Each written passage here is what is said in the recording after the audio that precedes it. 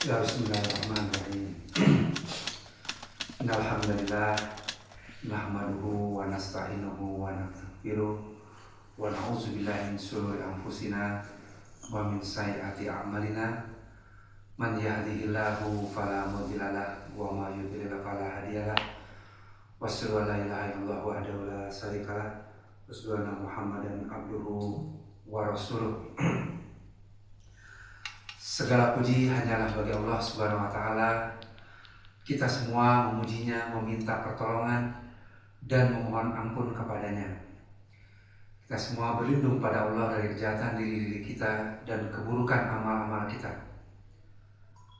Sesungguhnya siapa yang Allah beri petunjuk, maka tidak ada yang dapat menyesatkannya, dan siapa yang Allah sesatkan, maka tidak ada yang dapat memberinya petunjuk. Kita semua bersaksi bahwa tidak ada ilah yang berhak diibadahi dengan benar kecuali hanya Allah Subhanahu wa taala, dan tidak ada sekutu baginya. Dan kita semua bersaksi bahwa Nabi Muhammad adalah hamba serta rasulnya.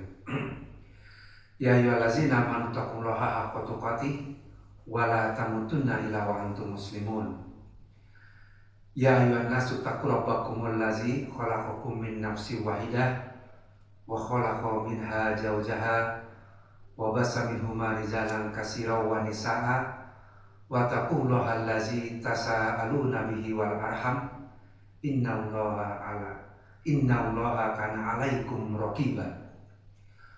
Ya ayyuhallazina amanu taqullaha wa qulu qawlan sadida yuslih lakum a'malakum wa yaghfir lakum dzunubakum wa may yuti'illaha wa rasulahu faqad faza fawzan azima.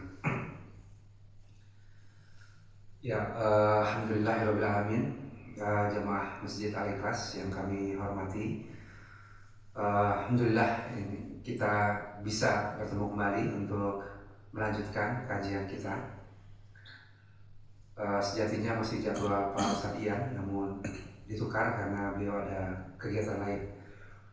Alhamdulillah, jadi kita lanjutkan bahasan kita, masih mengupas kitab dari Syekh Al-Maghribi bin As-Sa'id Al-Maghribi ya, tentang mendidik anak ya. Jadi kenapa terus-terusan mendidik anak? Karena dengan mendidik putra-putri kita berarti sejatinya kita sedang mendidik diri kita sendiri. Tentunya pagi ini dengan suasana yang berbeda setelah kemenangan Persib. Suasananya beda. Ya.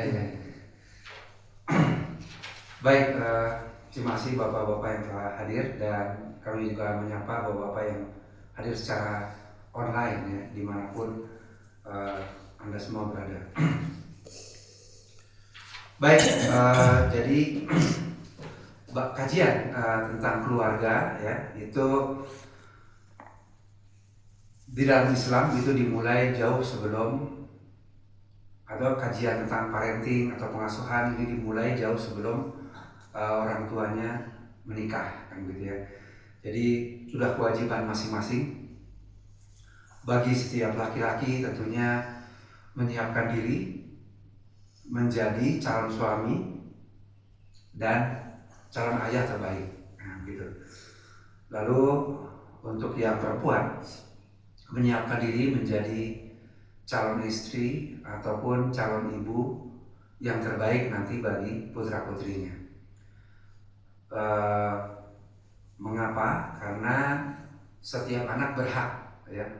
Setiap anak punya hak dilindungi, ya, diasuh, diedukasi oleh orang tua yang terbaik baginya. Ya. Jadi dia punya hak untuk tidak diasuh oleh apakah orang tua yang jahat, ya, apakah orang tua yang manipulatif, orang tua yang toksik, ya, dan lain-lain. Maka pada pertemuan yang lalu kita sudah membahas 3 tujuan global pengasuhan. Ya. Yang pertama, membantu anak agar dapat mencapai good life-nya di kemudian hari. Ya. Yang kedua adalah membersamai anak memasuki masa akil balik, ya.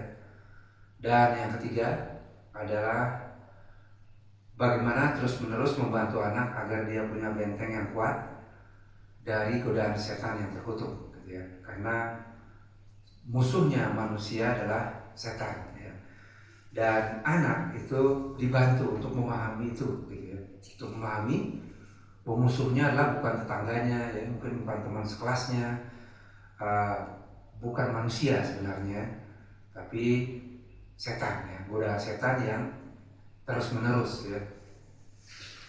Makanya pada 3 surat kulhu, pada 3 surat kulhu itu sebenarnya adalah surat untuk kita memohon perlindungan, ya. Salah satunya dari godaan setan yang terkutuk. Baik.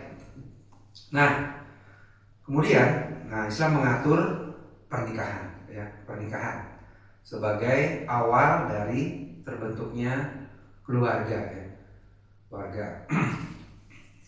Dalam surat Ar-Rod disebutkan, dan sungguh kami telah mengutus beberapa rasul sebelum kamu, dan kami memberikan kepada mereka istri-istri dan keturunan. Dan tidak ada hak bagi seorang rasul mendatangkan suatu ayat atau mukjizat melainkan dengan izin Allah. Tiap-tiap waktu telah ada catatan dan ketetapan baginya, ya. Jadi artinya sudah dijelaskan dalam ayat ini bahwa menikah ini bukan sesuatu yang baru, ya, tapi dari dulu ini pun sudah dilakukan. Dan ditegaskan bahwa rasul-rasul pun atau nabi-nabi itu juga menikah, ya. Menikah, punya istri dan punya anak. Nah, begitu kira-kira. Sehingga berkeluarga adalah, ya, semacam sunatullah, ya, sesuatu yang wajar dan umum yang Allah perintahkan kepada manusia. Bahkan manusia pertama, ya, Nabi Adam alaihissalam itu juga berkeluarga, begitu kira-kira, membangun keluarga, punya anak, ya, kemudian anaknya banyak, kemudian berkembang biak sampai dengan kita hari ini, ya.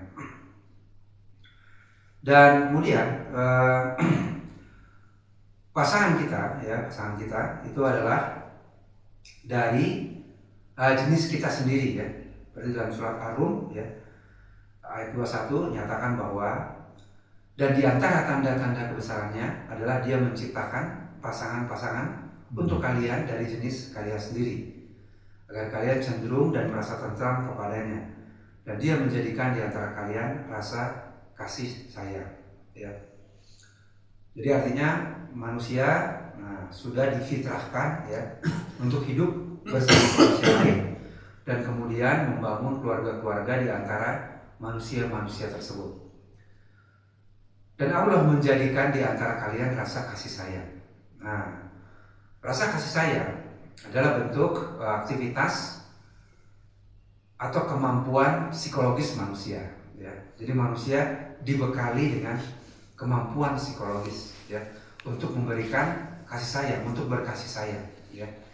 Jadi artinya rasa kasih sayang ini diturunkan oleh Allah Subhanahu wa taala, ya, melengkapi profil atau sosok manusia, ya, sebagai insan yang lengkap, karena memang punya tugas berat, ya, menjadi khalifah di muka bumi.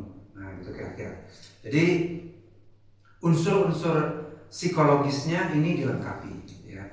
Jadi bukan seperti robot, ya, yang segimanapun canggihnya itu sulit memiliki unsur-unsur psikologis seperti manusia, ya. Rasa empati, ya, rasa kasihan, berkasih sayang, ya, rasa khawatir, ya, rasa cemas, ya, dengan kondisi anggota keluarga kita dan lain-lain. Maka kemampuan psikologis ini kemudian diberikan kepada kita manusia, sehingga manusia menjadi sebaik-baik makhluk, ya, sebaik-baik makhluk ciptaan Allah Subhanahu wa taala. Ini luar biasa, gitu, ya. Jadi kita adalah sebaik-baik makhluk ciptaan Allah Subhanahu wa taala. Sehingga melalui kelengkapan ini harus kita syukuri sebenarnya. Kita harus benar-benar mensyukuri ya kelengkapan ya komplitnya kita sebagai manusia ya yang sudah difitrahkan ya untuk menjalankan peran peradaban ya, menjalankan misi tertentu dalam kehidupan dunia kita ini. Salah satunya adalah tadi membangun keluarga ya. Ini dibahas dengan detail di dalam Al-Quran, artinya membangun keluarga adalah sesuatu yang sangat penting ya, adalah sesuatu yang sangat penting dan diperintahkan oleh Allah Subhanahu wa taala. Gitu kira-kira. Sehingga artinya kalau sekarang kita orang tua, kita mempersiapkan anak ya. Kalau kita sekarang anak belum menikah, maka kita mempersiapkan diri ya, menjadi orang tua, menjadi pasangan dan lain-lain. Kalaupun kita sekarang sudah memiliki anak, maka terus kita memberikan nasihat-nasihat kepada anak agar mampu menjalankan peran sebagai suami ataupun sebagai kepala keluarga dengan lebih baik. Gitu kira-kira. Maka Allah Subhanahu wa taala ya dalam ayat yang tadi menjelaskan bahwa pernikahan merupakan bagian dari karunia Allah pada makhluk, karena melalui pernikahan mereka dikaruniai anak dan cucu ya, dikaruniai keturunan ya. Artinya terjadi kesinambungan dari khalifah ya di muka bumi ini, kesinambungan dari umat manusia ya yang memang ditakdirkan untuk mendiami bumi ini ya. Dalam surat An-Nahl ayat 72 ya, Allah menjadikan bagi kalian istri-istri dari jenis kalian sendiri dan menjadikan bagi kalian dari istri-istri kalian itu anak-anak dan cucu-cucu ya, dan memberi kalian rezeki yang baik-baik. Maka apakah yang batil yang mereka imani dan nikmat Allah yang mereka ingkari? Nah gitu ya. Jadi artinya sunat Allah ini sudah sangat dijelaskan dalam Al-Quran, sudah diciptakan bagi kita istri-istri ya, atau pasangan-pasangan kita dari jenis kita sendiri ya, dan menjadikan bagi kalian istri itu anak-anak dan cucu-cucu ya. Maka inilah yang perlu kita jaga ya. Jadi sepanjang menjalani kehidupan ya kita punya tugas khusus ya, tadi menjaga anak dan cucu-cucu ya. Jadi di antara kesibukan apapun ya, di antara kesulitan apapun dan lain-lain, maka ini adalah amanah ya. Dan makruh bagi seorang muslim tidak menikah tanpa alasan syar'i ya. Jadi betul-betul diperintahkan. Dan salah satu hadis Rasulullah SAW ya, muttafaq alaih, wahai sekalian para pemuda, barang siapa di antara kalian mampu menikah, maka menikahlah. Karena yang demikian itu lebih menundukkan pandangan dan lebih menjaga kemaluan. Barang siapa tidak mampu menikah, maka hendaknya berpuasa, sebab hal itu bisa menjadi penekan hawa nafsunya. Nah, gitu ya. Jadi perintah menikah ini sudah sangat tegas, ya. Dan Allah Subhanahu Wa Taala juga tidak berdiam diri, ibaratnya gitu ya, menjamin bahwa justru pernikahan itu melengkapi setengah agama, ya, dan juga membuka pintu-pintu rezeki, gitu ya, membuka pintu-pintu rezeki. Dimana fenomena ini sangat banyak hari ini, ya, tidak mensegerakan menikah, ya, karena tadi pekerjaan belum ajat dan lain-lain, ya, masih belum siap, masih belum ini, belum itu dan lain-lain. Padahal Rasul mencontohkan, beliau menikahkan sahabat-sahabatnya itu di usia belasan tahun, ya.